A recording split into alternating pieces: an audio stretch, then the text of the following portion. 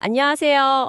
마케팅, 시작은 해야겠는데, 어디서부터 손대야 할지 좀 감이 안 잡힐 때 많으시죠? 네, 맞아요. 정보는 막 넘쳐나는데, 정작 내 비즈니스에 적용하려니 이게 또 복잡하고 시간도 부족하게 느껴지고요.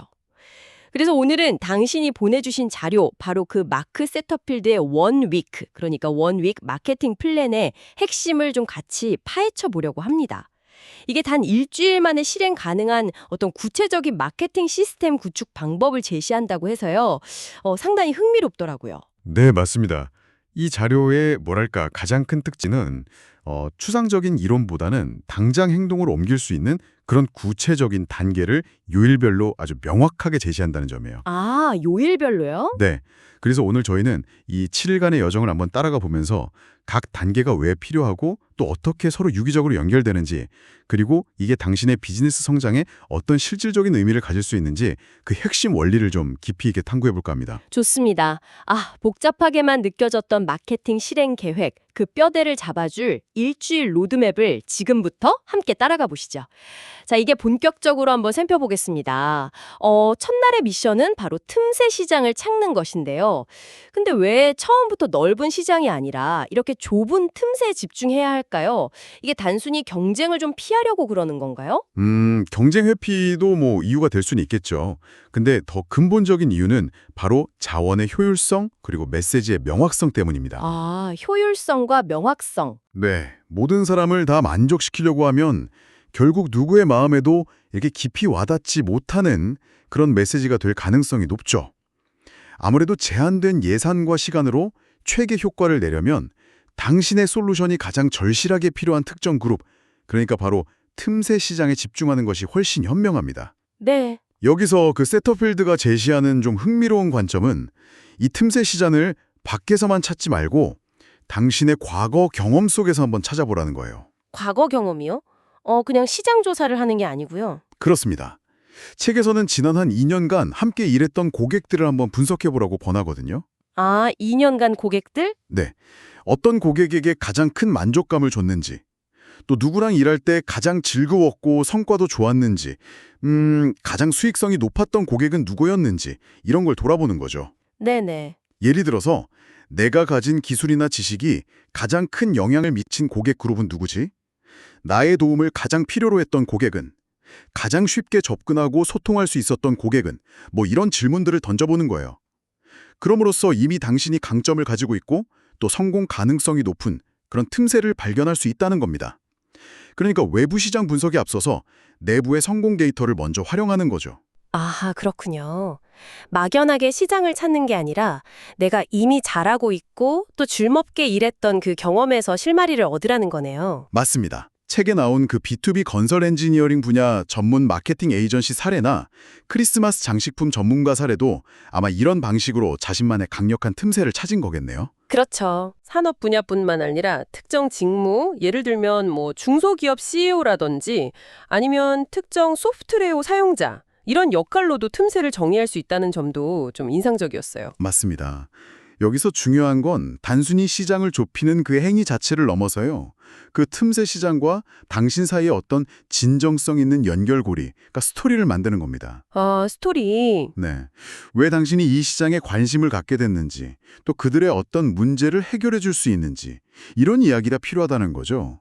물론 이런 감성적인 연결 외에도 뭐 시장 규모라던가 성장성, 접근 가능성, 경쟁 강도 이런 것들 책에서 제시하는 한 14가지 정도의 현실적인 요소들도 당연히 꼼꼼히 따져봐야 합니다. 열정만으로는 이게 또 지속 가능하기 어려우니까요. 그렇군요. 나만의 강점과 시장의 필요가 딱 만나는 지점. 그걸 찾는 여정이군요. 그게 바로 첫날의 핵심 과제네요. 좋습니다. 자, 그럼 둘째 날로 한번 넘어가 볼까요? 이번엔 잠재 고객을 끌어들일 무료 리포트를 만드는 단계입니다. 저자 본인도 그 가짜 향수 구별법 20가지라는 리포트로 엄청 큰 성공을 거뒀다고 하던데요. 이게 그냥 공짜 정보를 주는 건데 왜 이렇게 중요할까요? 여기서 핵심은 바로 가치 교환입니다. 가치 교환이요? 네, 무료 리포트는 단순한 미끼 상품 이런 게 아니라요. 잠재 고객이 가진 아주 구체적이고 또 시급한 문제나 궁금증을 해결해주는 일종의 가치 있는 정보 자산이어야 한다는 겁니다. 아, 정보 자산. 그렇죠. 잠재 고객은 이 가치를 얻는 대가로 자신의 이름이나 이메일 주소 같은 개인정보를 기꺼이 제공하게 되는 거죠. 이것이 바로 당신의 전문성을 보여주고 초기 신뢰를 구축하는 첫 단추가 되는 거고요. 또 이후에 이어질 드립 커뮤니케이션, 그러니까 지속적인 관계 형성 시스템의 출발점이 되는 겁니다. 일방적인 광고가 아니라 먼저 가치를 제공함으로써 관계를 시작하는 거죠. 아, 가치를 먼저 제공한다. 그렇군요. 그럼 어떤 주제의 리포트를 만들어야 할까요? 이게 잠재 고객이 정말 혹할 만한 그런 주제를 찾는 게 생각보다 쉽지 않을 것 같은데요. 네, 그럴 수 있죠. 책에서는 여기서도 철저히 잠재 고객의 입장에서 생각하라고 강조합니다. 네. 그들이 밤잠을 설칠 정도로 고민하는 가장 큰 고통은 무엇인가? 가장 두려워하는 건 뭘까? 간절히 원하는 결과는 무엇일까와 같은 질문을 스스로에게 던져보는 거죠. 아, 예를 들어서 만약 부동산 중개인이라면 좋은 집 싸게 사는 비법 이런 것보다는 부동산 거래 시 흔히 저지르는 치명적인 실수 5가지처럼 뭔가 구체적인 고통이나 두려움을 건드리는 주제가 훨씬 더 강력할 수 있다는 겁니다. 아, 확실히 후자가 확 와닿네요. 훨씬 더 눈길이 갑니다. 리포트 형식은 PDF나 체크리스트, 동영상, 다양하게 선택할 수 있다고 하고요. 내용을 구성할 때는 그 혜택 분릿 포인트, 베네핏 블렛스라고 하죠. 이걸 잘 활용해야 한다고 강조하고요. 그러니까 단순히 뭘 알려준다, 이게 아니라 이걸 읽으면 당신이 뭘 얻거나 뭘 피할 수 있다는 구체적인 이득을 명확하게 제시해야 한다는 거죠. 정확합니다. 특징이 아니라 혜택, 베네핏에 집중해야 하는 거죠. 네네. 예를 들어서 10가지 절세 전략이라는 어떤 특징 대신에요. 이 3가지 방법으로 연말정산에서 최소 5만 원 돌려받으세요 같은 구체적인 혜택을 제시하는 겁니다. 잠재 고객이 제목이나 목차만 보고도 아, 이건 나한테 진짜 꼭 필요한 정보다 라고 바로 느끼게 만드는 것이 핵심입니다. 리포트 자체는 너무 길거나 복잡할 필요는 없고요. 약속한 핵심 가치를 명확하고 간결하게 전달하는 게 중요합니다.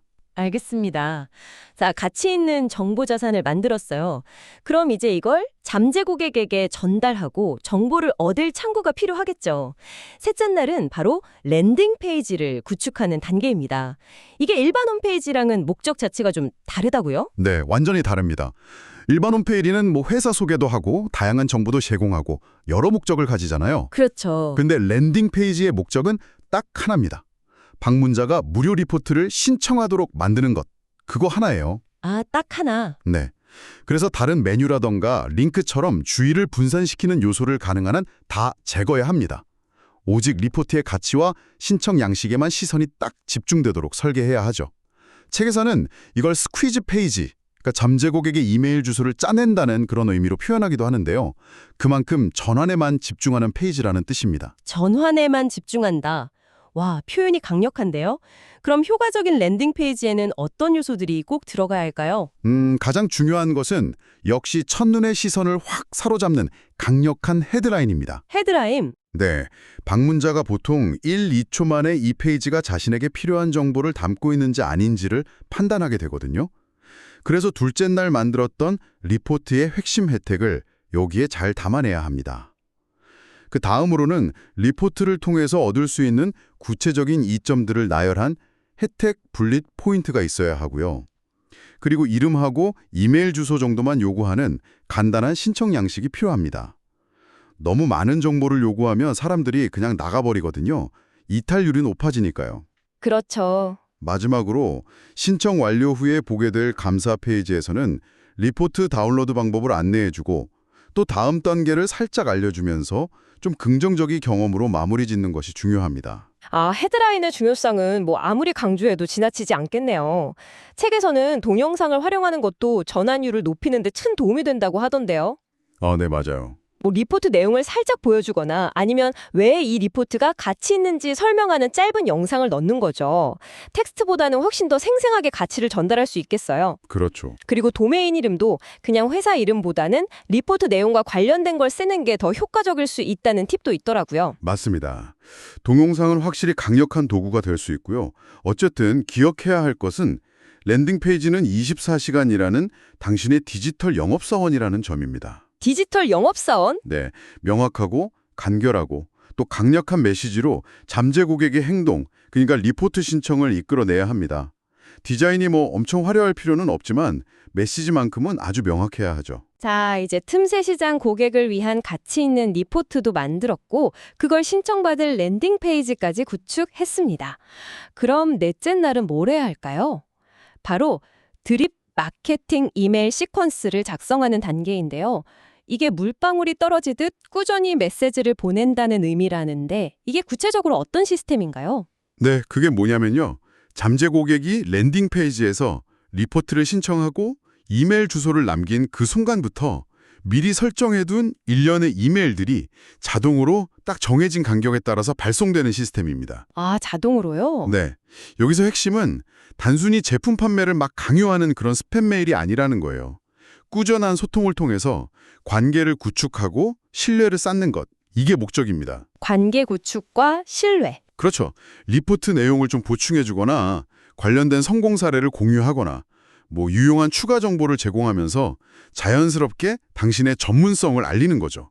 그리고 최종적으로는 유료 서비스나 상담으로 이어지도록 유도하는 그런 장기적인 전략입니다. 이야, 자동화된 관계 구축 시스템이군요. 책에서는 7단계 이메일 시퀀스를 구체적으로 제안하던데요. 리포트 링크 전달, 데이 0부터 시작해서 다운로드 확인, 데이 1, 리포트 내용 강조, 데이 3, 뭐 성공 사례 공유, 데이 5, 추가 정보 제공, 데이 7, 질문과 답변, 데이 9, 그리고 마지막 무료 상담 제안, 데이 11까지. 와, 이거 상당히 체계적인데요. 이걸 꼭 다 따라해야 할까요? 이 7단계는 하나의 잘 짜인 예시라고 보시면 됩니다. 모든 비즈니스가 이걸 뭐 그대로 따를 필요는 없고요.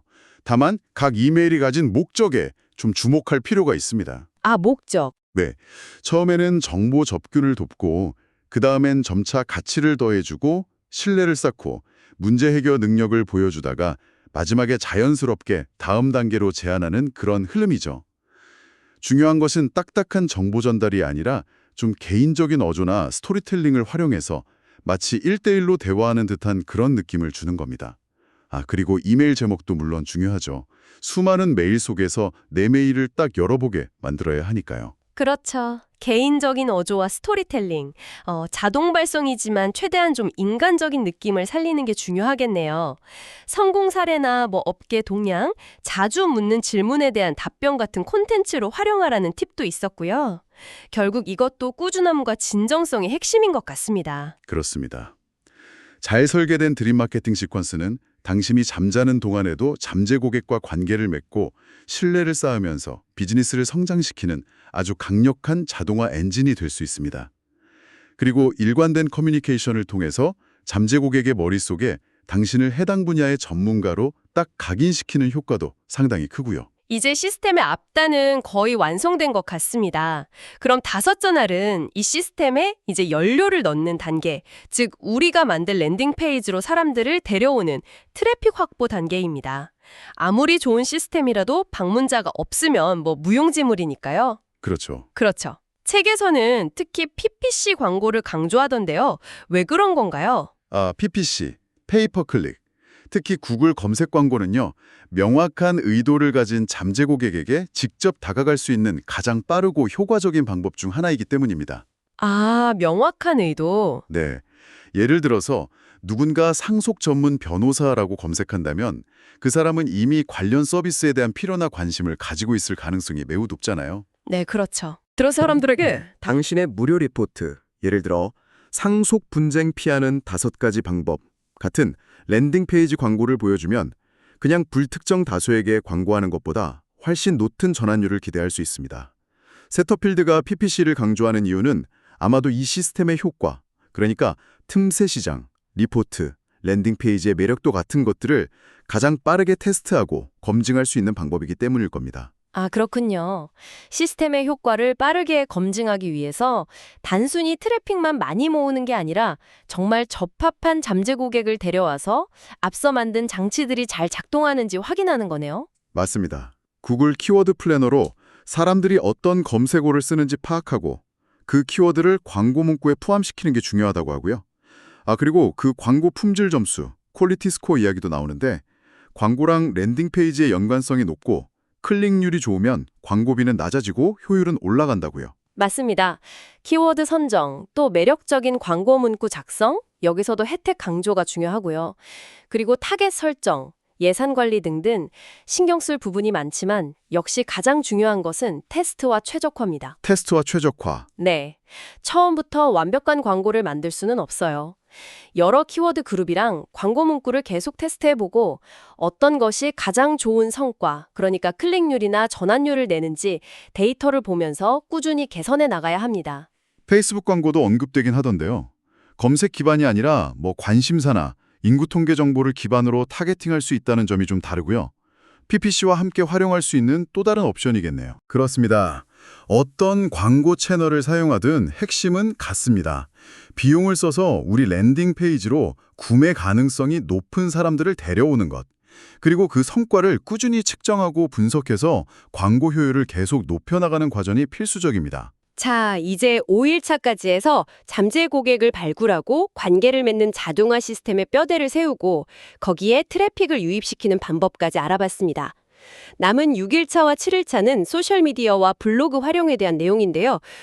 근데 앞선 단계들에 비해서는 비중이 좀 작게 다뤄지는 느낌이었어요. 네, 책의 구조상 그렇게 보일 수는 있습니다. 하지만 6, 7일차의 소셜미디어, 페이스북이나 트위터 같은 거요. 그리고 블로그 활용은 앞서 구축한 시스템을 지속하고 확장하는데 아주 중요한 역할을 합니다. 아, 지속하고 확장. 네, PPC 광고가 비교적 단기적이고 좀 직접적인 리드 생성에 초점을 맞춘다면 소셜미디어와 블로그는 좀 더 장기적인 관점에서 잠재 고객 및 기존 고객과의 관계 심화, 그리고 전문가로서의 신뢰 구축, 나아가서 커뮤니티 형성에 기여한다고 볼 수 있습니다. 아, 역할이 조금 다르군요. 그러니까 PPC가 잠재 고객을 데려오는 역할이라면 소셜미디어나 블로그는 그들과 지속적으로 소통하고 관계를 다지는 역할에 더 가깝다. 이런 말씀이시죠? 그렇습니다. 예를 들어 페이스북 페이지에서 팬들과 소통하고 유용한 정보를 나누거나 트위터로 실성 있는 짧은 팁을 공유하거나 블로그에 좀 깊이 있는 분석글을 올려서 전문성을 보여주는 그런 활동들이죠. 물론 이런 채널들을 통해서 직접 무료 리포트 랜딩 페이지로 유도할 수도 있고요. 네네. 또 블로그 콘텐츠는 검색 엔진 최적화, 즉 SEO에도 도움이 되기 때문에 장기적으로는 광고 없이도 자연 유입 트래픽을 늘리는 데 기여합니다. 중요한 것은 여기서도 역시 꾸준함과 가치 제공입니다. 일방적인 홍보가 아니라 진정으로 고객에게 도움이 되는 콘텐츠를 지속적으로 발행하면서 소통하는 것이 핵심입니다. 단기적인 성과, 그러니까 PPC와 장기적인 관계 구축, 소셜 블로그를 균형 있게 가져가는 전략이군요. 자, 이렇게 원위크 마케팅 플랜의 7일간의 여정을 함께 따라와 봤습니다. 틈새 시장 선정부터 무료 리포트, 랜딩 페이지, 드립 마케팅, 트래픽 확보, 그리고 소셜 블로그 활용까지. 아, 정말 체계적이라는 생각이 드는데요. 네, 이 플랜의 가장 큰 강점은 복잡한 마케팅 이론을 막 나열하는 대신에요. 만약 당신에게 딱 일주일만 주어진다면 가장 핵심적인 마케팅 시스템을 구축하기 위해 무엇을 해야 하는가에 대한 어떤 구체적인 청사진을 제시한다는 점입니다. 네, 청사진. 네, 물론 각 단계를 실제로 완벽하게 실행하려면 훨씬 더 많은 시간과 노력이 필요하겠죠. 하지만 이 프레임워크 자체가 마케팅 활동의 우선순위를 정하고 또 무엇부터 시작해야 할지 명확한 방향을 제시해 준다는 점에서 저는 큰 의미가 있다고 봅니다. 각 단계들이 어떻게 서로 연결되어서 시너지를 내는지 이해하는 것만으로도 분명 큰 도움이 될 겁니다. 맞아요. 완벽하게 하려는 그런 부담감보다는 이 7일간의 계획을 하나의 로드맵으로 삼아서 당신의 상황에 맞게 가장 중요한 것부터 하나씩 실행해 나가는 게 중요해 보입니다. 작은 실행들이 모여서 결국 큰 시스템을 만들 테니까요. 자, 그럼 마지막으로 오늘 나눈 내용을 바탕으로 당신이 한번 깊이 생각해 볼 만한 질문을 던져볼까요? 좋습니다. 오늘 살펴본 7일간의 계획 틈에서요. 다른 모든 것을 다 차치하고 딱 한 가지만 이번 주에 당신의 비즈니스에 적용해 본다면 무엇이 될 수 있을까요? 그리고 그 작은 첫걸음이 어떤 긍정적인 연쇄 반응을 일으킬 수 있을지 한번 상상해 보세요. 아, 뭐 1일차에 틈새 시장에 대해서 30분간 집중적으로 고민해 보는 것일 수도 있고요. 아니면 2일차처럼 잠재 고객이 가장 목말라 할 질문 하나를 찾아서 리포트 주제 아이디어를 간단히 적어보는 것일 수도 있습니다. 아주 작은 시작이라도 괜찮습니다. 그 시작이 가져올 변화의 가능성을 한번 그려보시면 좋겠습니다. 정말 좋은 질문이네요. 오늘 저희가 함께 파헤쳐본 이 내용이 당신의 마케팅 여정에 실질적인 동기부여와 또 명확한 방향을 제시하는데 조금이나마 도움이 되었기를 바랍니다. 다음에도 흥미로운 자료 분석으로 다시 찾아뵙겠습니다.